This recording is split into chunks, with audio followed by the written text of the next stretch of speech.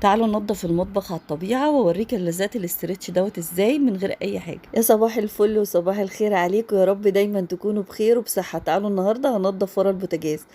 انا بقالي مدة كبيرة جدا ما حركتش البوتاجاز ولا شفت ورائي، يعني بنضف من تحته بس. ايه الاسترتش الشفاف اللي انا حطاه على السيراميك؟ هوريكي انا هغيره وبلزقه ازاي على السيراميك وبثبته كده. كملي الفيديو للاخر عشان تعرفي انا لزقته ازاي. ايه فايدة الاسترتش اللي انا بحطه؟ ان هو بيحافظ على السيراميك من الدهون، لان البوتاجاز بيعمل دهون جدا كتيرة جدا على السيراميك، فانا بحطه يتحفظ يقعد مدة ان السيراميك يفضل نظيف ويتغير بسهولة جدا. كملي الفيديو عشان تعرفي الخلطة وتعرفي انا لزقت ازاي الاسترتش على السيراميك من غير ادوات كتير. حطيت على المية السخنة معلقة بيكنج باودر، عملت فوران مع الخل، وحطيت ربع كوباية خل، وحطيت كمان كلور الوان وكلور عادي. تعالوا بقى شلت زي ما انت شايفة الاسترتش كده، شلته بيتشال بسهولة جدا. كان بقاله مدة كبيرة على السيراميك. خدت جزء من الاسترتش غطيت بيه فيشة الكهرباء. ليه غطيت؟ نخلي بالنا بس من كمية المية اللي احنا هندلقها عشان ما نجيبش ناحية الفيشة الكهرباء سخنة، وكمان الخلطة اللي احنا حاطينها. وابتديت بقى الفرشة الناشفة بتاعت السجاد، قعدت افرك بيها السيراميك زي ما انت شايفة، والحز وكمان الفروقات اللي بين السيراميك. كنت كمان باخد من الطبق اللي فيه الخلطة اللي انتوا شايفينه في الارض واعمل السيراميك من فوق. الدهون كانت مغطية السيراميك كله من فوق، كمان البيج والبني من تحت، فانا لازم افركهم الاتنين عشان الدهون تبتدي تتشال، لان طبعا الدهون لازقة جامد جدا وعنيدة. خدت وقت مني، يعني خدت ربع ساعة كده، سبت المية عليها بس دابت يعني ربع ساعة بالظبط عشان المية سخنة. كمان الخلطة اللي انا حطيتها وقعدت بقى بالمقشة. هنا انا حطيت كلور وحطيت برسيل جل على مية سخنة. شفت الدهون كانت متجمعة على السيراميك ازاي؟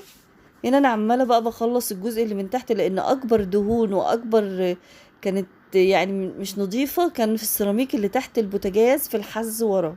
السجادة اللي غلبتني وقعدت انضفها في ساعة، دي عجينة يا جماعة اللي هي بتتباع مع بتاع المنظفات والصابون السائل. وده برسيل جل.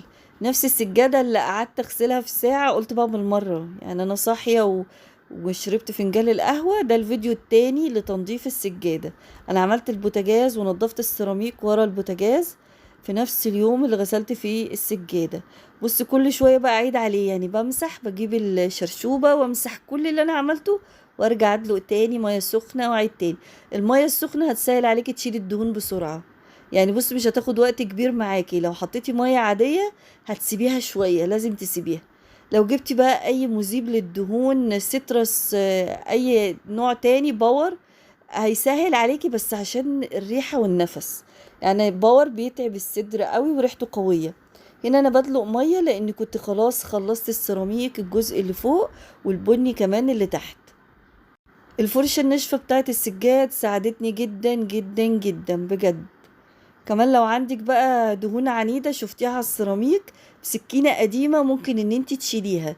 يعني بسكينة قديمة كده تفضلي تحركيها لغاية ما تتشال. انا طبعا الفرشة دي اتسهلت، والمية السخنة اللي انا دلقتها كمان يعني بصراحة دوبت الدهون على طول. انا هنا بدلق مية لان انا خلاص يعني السيراميك الجزء ده كنت خلصته، كمان الحيطة التانية، وهعمل كمان الحيطة من فوق. بص انا ننزلك تحت تشوفي الرغوة. بصي الجزء كان لسه بقى في جزء كده صغير زي ما انت شايفاه دوت. انا قعدت افركه، هو ده اللي خد وقت، بس هو خلص على طول من المية السخنة. طبعا هنا نضف جدا، يعني الدهون السيراميك حتى البني بان ان هو نضف، ابتدى يوضح لونه كمان. بص هيلمع بقى. وكمان اما الم المية اللي انا دلقتها، انا ما يعني حبة المية اللي انت شفتيها انا ما بدلقش كتير. طبعا انا بدلق المية ديت مية سخنة برضو اللي انا بنزلها على السيراميك، وابتدي باخدها على المكان اللي انا شايفة فيه كمية دهون كبيرة. الدهون ديت عنيدة جدا، بالذات اللي تحت في البوتاجاز تحت في الحز ديت، وصعب ان احنا نوصل لها الا لما دلقنا بقى مية سخنة كتير جدا.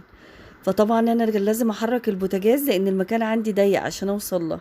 الخشنة ثبت عليها حتة الفوطة اللي انتوا شايفينها ديت، هي صغيرة بس مسكت فيها عشان الفرشة الشعرات بتاعتها خشنة.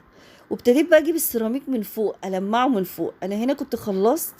بص السيراميك حتى بتاع الارض ابتدى يبان اللون بتاعه ويلمع. ريحته كمان اما نضف، والحز بص الحز ابتدى يبان يعني. كان طبعا كل ده متغطي وكانش باين خالص.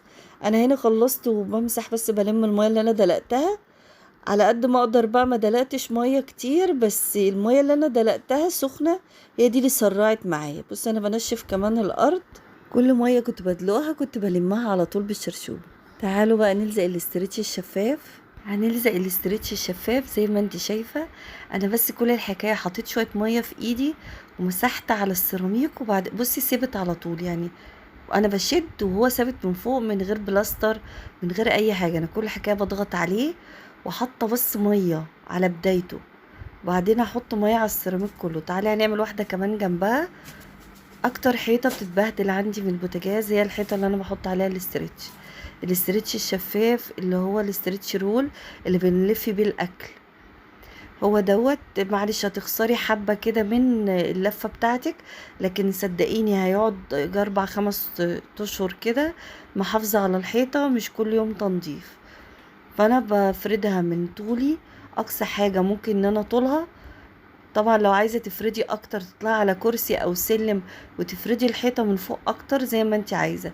كمان الحيطة اللي ورا ناحية الشباك هفرد عليها. بص كل الحكاية هحط بايدي مية كده بس. عندك بخاخة مية ممكن تحطي ببخاخة مية.